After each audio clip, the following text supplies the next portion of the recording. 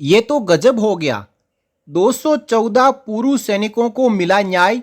Delhi high court ने खारिज की केंद्र की 214 अपील्स। रक्षा मंत्रालय ने एपटी के फैसलों को किया था चैलेंज, लेकिन पूर्व सैनिकों के हक में रहा एक बार फिर फैसला। जय हिंद, नमस्कार दोस्तों, आप सभी का एक बार फिर स्वागत है। दोस्तों, रक्षा मंत्रालय और भारत सरकार ये चाहती है कि पूर्व सैनिकों को डिसेबिलिटी पेंशन ना दी जाए। इसको लेकर 2023 में नया एक डिसेबिलिटी पेंशन के ऊपर नियम भी जारी किया गया और इस नियम के जारी करने के बाद एपटी के जितने भी फैसले हैं जो पूर्व सैनिकों के हक में हैं, उन सब फैसलों को भारत सरकार और रक्षा मंत्रालय हाई कोर्ट और सुप्रीम कोर्ट में चैलेंज कर रहे हैं। यानी जो फैसला पूर्व सैनिकों के हक में आ चुका है उसके खिलाफ जाके अपील डाल रहे हैं। तो इस बात को हाई कोर्ट और सुप्रीम कोर्ट भी समझ के उन्होंने भी तैयारियां पूरी कर ली। एपटी से फैसला पूर्व सैनिकों के हक में आने के बावजूद सरकार पूर्व सैनिकों के साथ में अन्याय कर रही है। उनको डिसेबिलिटी पेंशन जारी नहीं कर रही है, उनको हाई कोर्ट और सुप्रीम कोर्ट तक घसीट रही है। तो एक तरफ सरकार ये चाह रही है कि हम पूर्व सैनिकों के साथ में न्याय ना करें, तो दूसरी तरफ हमारे ऑनरेबल हाई कोर्ट और ऑनरेबल सुप्रीम कोर्ट ये चाह रहे हैं कि हम पूर्व सैनिकों के साथ में अन्याय नहीं होने देंगे। और दोस्तों, जब से नया नियम आया है, न्यू असेसमेंट रूल्स आए हैं, गाइड टू मेडिकल ऑफिसर आया है, उसके बाद जितनी भी याचिकाएं सरकार द्वारा पूर्व सैनिकों के खिलाफ जाके माननीय हाई कोर्ट और माननीय सुप्रीम कोर्ट में डाली है, उन सब में औंधे मुंह की खानी पड़ी है और कहीं कहीं पे तो भारी जुर्माना भी हाई कोर्ट और सुप्रीम कोर्ट ने सरकार के ऊपर लगाया है। और एक बार फिर आपके सामने एक ऐतिहासिक जजमेंट, जिसमें 214 ऐसे केस थे जो कि पूर्व सैनिकों ने एफटी से जीत रखे थे और इन केसेस के खिलाफ सरकार ने दिल्ली हाई कोर्ट में अपील डाली और उस अपील के ऊपर जजमेंट 1 जुलाई 2025 को आ चुका है। दो बहुत ही शानदार जजों ने यह फैसला सुनाया है और सभी 214 अपील को खारिज कर दिया है। अब पूर्व सैनिकों को डिसेबिलिटी पेंशन मिलने का रास्ता साफ हो चुका है। इस वीडियो में आगे हम पूरे जजमेंट को कवर करेंगे, आप वीडियो में अंत तक जरूर बने रहिएगा। देखिए, Delhi high court order. The honourable Delhi high court on 1 July 2025 has appealed the judgment of AFTs with reference to disability pension for armed forces personnel. यानी आर्म्ड फोर्सेस ट्रिब्यूनल्स के अलग अलग ट्रिब्यूनल द्वारा दिए गए आदेशों को भारत सरकार ने दिल्ली हाई कोर्ट में चैलेंज किया था, लेकिन दिल्ली हाई कोर्ट ने भी तैयारियां पूरी कर ली। जैसे जैसे सरकार अलग अलग याचिकाओं को चैलेंज कर रही थी, तो दिल्ली हाई कोर्ट ने उनको एक साथ सभी याचिकाओं को कनेक्ट करना शुरू कर दिया। पता है, सरकार ने जब आदेश निकाला, लेटर निकाल दिया रक्षा मंत्रालय ने, तो ये सब बातें हाई कोर्ट को भी पता चलती है। हाई कोर्ट को भी लगता है कि अब सरकार पूर्व सैनिकों के खिलाफ हमारे कोर्ट में आएगी, तो दिल्ली हाई कोर्ट ने भी कमर कसी और इन सभी याचिकाओं को कनेक्ट करना शुरू कर दिया और कहा कि इन सब के ऊपर जजमेंट एक ही बार में सुना देंगे और 2 लाइन में जजमेंट होगा कि जितनी भी जो पुनर्विचार याचिकाएं हैं सरकार की, उन सबको खारिज किया जाता है। और 1 जुलाई 25 को यही हुआ। जितनी भी याचिकाएं, जितनी भी अपील सरकार ने डाली पूर्व सैनिकों के खिलाफ, उन सबको खारिज कर दिया। Various writ petitions filed by the union of India against the armed forces tribunal order has been dismissed.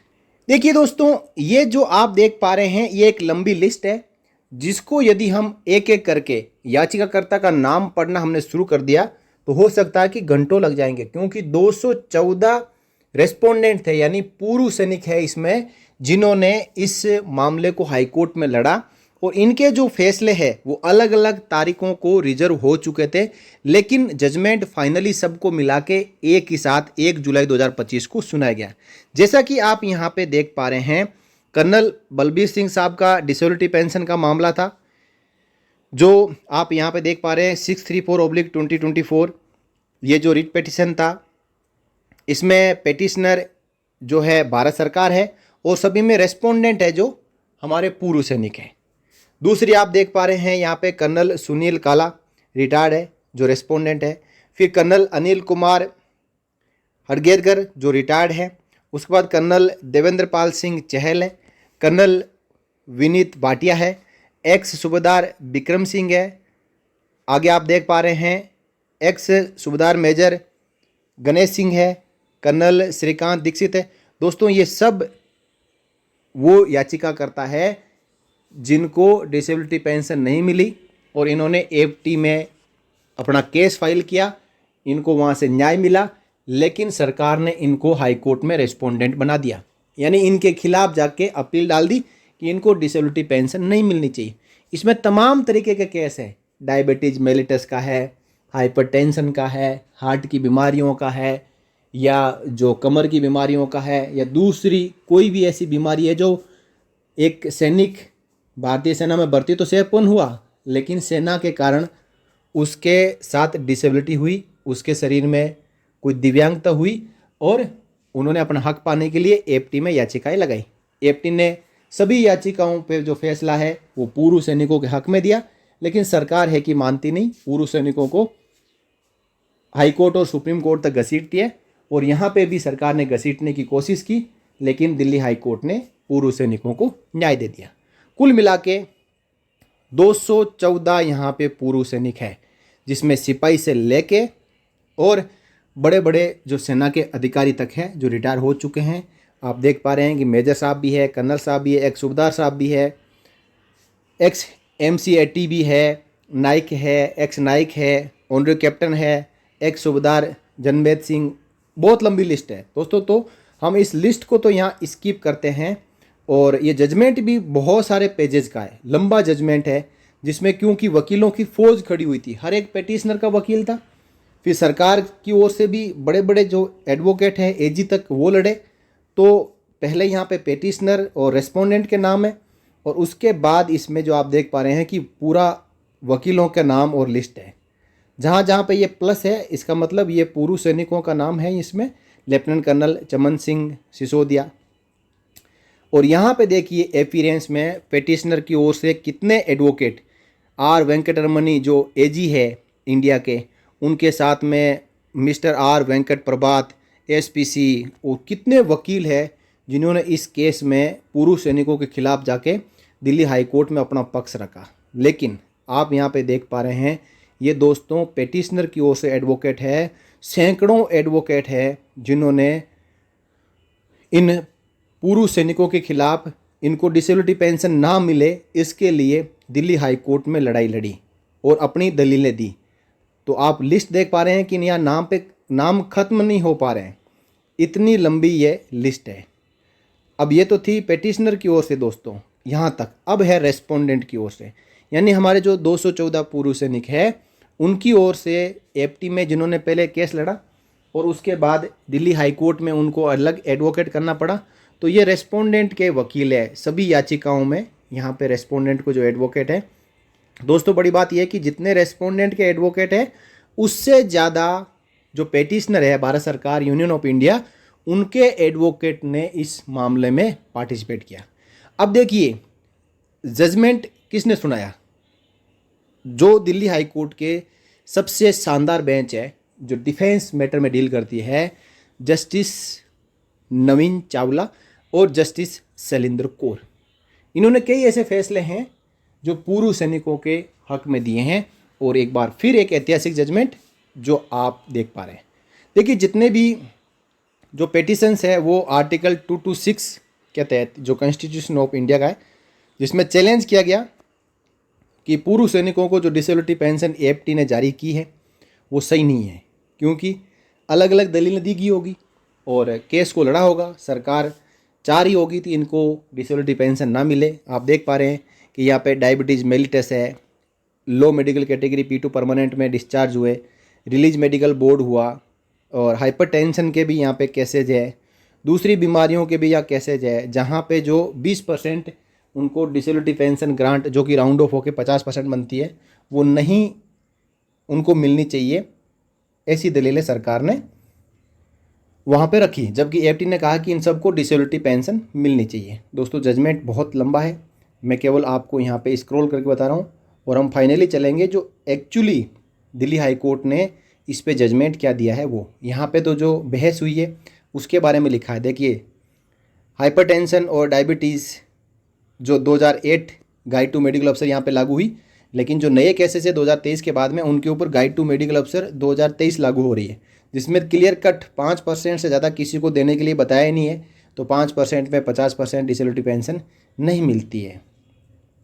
और ये जो धर्मवीर सिंह सुपरा केस है honourable supreme court of India का, वो केस काफ़ी शानदार मैटर रखता है पूर्व सैनिकों को न्याय दिलाने में, जिसमें कहा गया है कि चाहे नाना केस हो चाहे कुछ भी हो, यदि एक सैनिक सेफ 1 भर्ती हुआ है तो उसको यदि डिसेबिलिटी होती है तो डिसेबिलिटी पेंशन लागू है। ये honourable supreme court of India का ऑर्डर है। तो कहीं पे इनकी 15% की गई, कहीं पे 10% की गई, यानी कुल मिलाकर यही था कि इनको डिसेबिलिटी पेंशन नहीं देनी है। दोस्तों आप देख पा रहे हैं जजमेंट कितना लंबा है, और यहाँ पे जो रेस्पोंडेंट यानी पूर्व सैनिकों के वकील है उन्होंने भी केस को शानदार हाई कोर्ट में लड़ा, जिसकी वजह से आखिरकार हाई कोर्ट से भी पूर्व सैनिकों को न्याय मिला। चलिए दोस्तों हम लास्ट जजमेंट पे चलते हैं। बहुत ही लंबा ये जजमेंट है, जिसका जो जिस्ट है, जिस पे जो जस्टिस शैलेंद्र कौर और नवीन चावला जी ने अपना फैसला सुनाया है, उसको यहाँ पे समझते हैं। देखिए, the learned attorney general has further contended that in cases where the opinions of RMB are found to be unreasoned, the matters ought to be remanded for re-evaluation। यानी कहीं पे ऐसा लगा कि रिलीज मेडिकल बोर्ड में जो release medical board होता है उन्होंने अनरीजनेबल तरीके से 20% से कम डिसेबिलिटी परसेंटेज कर दिया है, तो ऐसे केसेस के लिए जो फर्स्ट अपील और सेकंड अपील पूर्व सैनिकों द्वारा अपने अपने रिकॉर्ड ऑफिस में दायर करनी चाहिए थी, वो अपील्स दायर किए बिना ही सीधे एफटी में चले गए, जबकि फर्स्ट अपील और सेकंड अपील दायर करना जरूरी होता है। Furthermore it is stated that in many of the petition the respondents have not exhausted the mandatory remedies available to them in the form of first and second appeals and have directly filed OAs before the learned tribunal. यानी जो FT में जाने से पहले first और second appeal दायर जो करनी थी वो पूर्व सैनिकों ने नहीं की, और सीधा एफटी में जाकर इन्होंने केस कर दिया, और एफटी ने इनको जजमेंट भी दे दिया, इनके हक में दे दिया। In ordinary circumstances we would have agreed with both the above submissions. तो यहाँ पे जो कोर्ट की बेंच है उन्होंने कहा कि हम आपकी बात से एग्री है। However in the present case, लेकिन इन प्रजेंट केसेस यानी जितने 214 केसेज हैं, the respondents have been fighting for their entitlement for long. और जो रेस्पोंडेंट है, जो पूर्व सैनिक है, वो लंबे समय से उनके जो इंटाइटलमेंट है, उनके जो ड्यूज है, उनको जो डिसेबिलिटी पेंशन मिलनी चाहिए, उसके लिए लड़ाई लड़ रहे हैं। And since we have hear the matters at considerable length, और हमने भी लंबी यहाँ पे सुनवाइयाँ की है, यानी तारीख पे तारीख मिलते मिलते कई ऐसी जो हियरिंग्स है वो पूर्व सैनिकों के लिए हुई है। It would only be appropriate for this court to educate them rather than remanding the cases at this stage. और आगे हाई कोर्ट ने कहा कि इस स्टेज पर यह कोर्ट के लिए अच्छा होगा कि पूर्व सैनिकों को न्याय दिया जाए, ऐसा ना हो कि उनको फिर आगे परेशान होने के लिए, दर दर की ठोकरें खाने के लिए honourable supreme court of India तक उनको ले जाया जाए, which would result in further inconvenience and delay. यदि सुप्रीम कोर्ट तक इनको जाना पड़ता है तो ये उनके लिए, यदि हाई कोर्ट कह देता है कि चलो पूर्व सैनिकों को डिसेबिलिटी पेंशन नहीं देनी है, तो 214 में से कम 200 पूर्व सैनिक ऐसे होंगे जो honourable supreme court of India में वापस अपील डालेंगे। इसलिए दिल्ली हाई कोर्ट ने कहा कि हम पूर्व सैनिकों के लिए ऐसा नहीं कर सकते। उन्होंने बहुत लंबा संघर्ष किया है और इस स्टेज पर उनको डिसेबिलिटी पेंशन अब मिलनी चाहिए। इन व्यू ऑफ द अफोरसेड, यानी इस पूरे सुनवाई और दलीलों को ध्यान में रखते हुए, and considering the limited scope of the writ jurisdiction in reviewing the orders of the learned tribunal, no case has been made out warranting interference by this court. यानी considering the limited scope of the writ jurisdiction, यानी जो armed forces tribunal एक specialist होता है defence के matters में judgement देने के लिए, उनके जजमेंट देने के बाद अब कोई ऐसा सवाल नहीं बचता कि जिसको लेकर दिल्ली हाई कोर्ट आगे बढ़े। No case has been made out warranting interference by this. अब इन मामलों में इस कोर्ट द्वारा इंटरफेरेंस करने की आवश्यकता नहीं है, यानी हस्तक्षेप करने की आवश्यकता नहीं है with the decision of the learned tribunal. जो एएफटीज ने आदेश दिए हैं वो बिल्कुल सही है, क्योंकि एएफटी डिफेंस के मामलों में स्पेशलिस्ट है, इसलिए ये कोर्ट इन मामलों में अब हस्तक्षेप नहीं करना चाहता है। Accordingly the present writ petitions stand dismissed.